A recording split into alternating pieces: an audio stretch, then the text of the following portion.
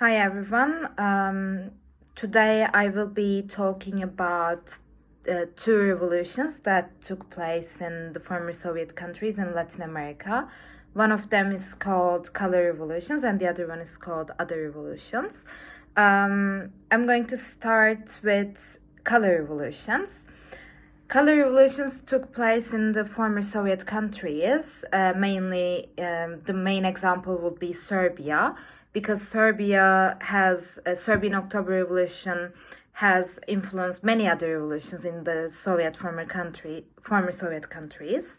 So, in the Serbian case, the student activist group called Otpor was the main opposition to Milosevic.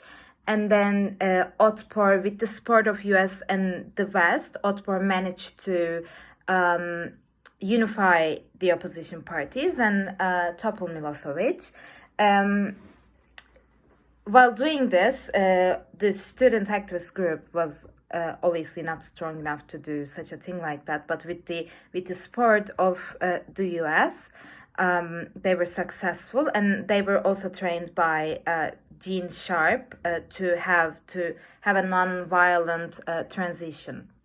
So the main features of the color revolutions were that they were non-violent.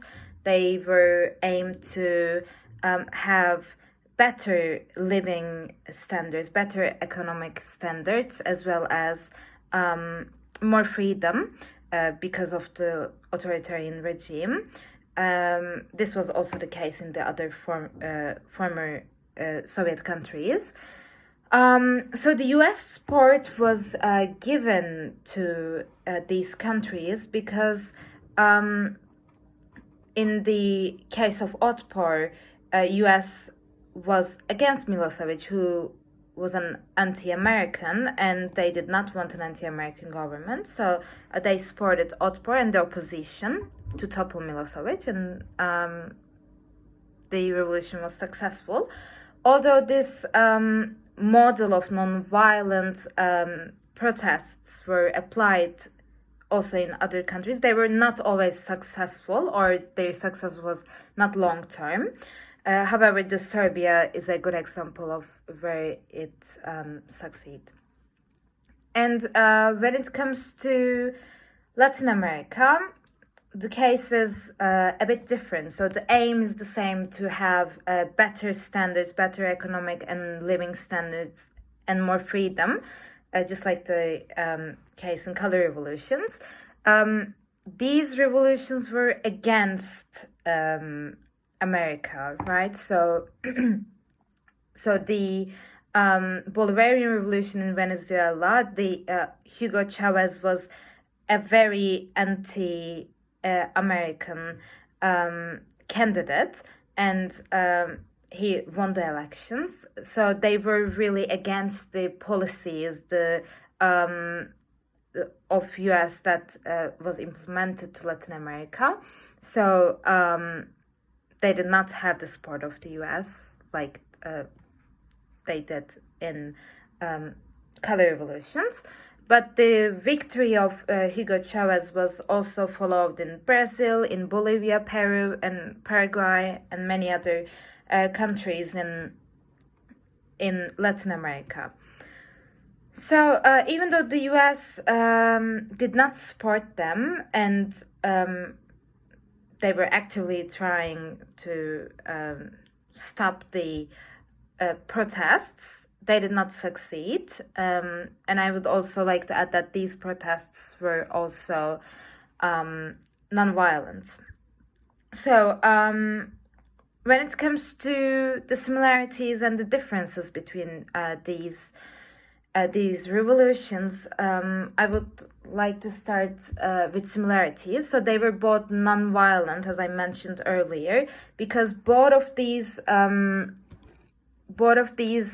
places, the former Soviet countries, as well as the Latin America, knew the consequences of a violent protest, right? The main idea was to get rid of the authoritarian regime, and this would not be possible with violent protests. So they were both non-violent, and another similarity is that they both aim to reach the same goals, which is better economic standards and more freedom. And I think this can be a similarity as well as a difference. So the great power of US, so the similarity would be the fact that in both cases, US has acted based on their interests. So they did not have one goal, even though US was saying that they wanted a democracy. In the former Soviet country cases, like in Serbia.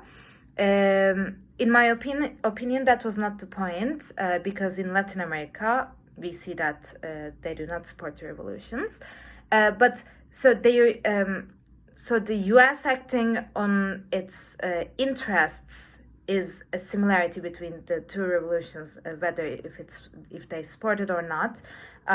It has acted based on its interests. So when it was not their interest anymore, like in Latin America, they did not really care about democracy. But this can be also seen as a difference, because color revolutions had the support from the US, but the other revolutions definitely did not have it.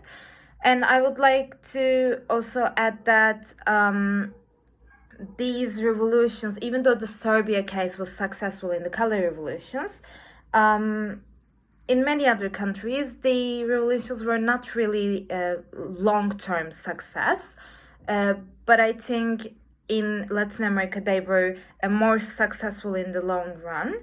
And I would like to add this as a difference between them. Thank you so much.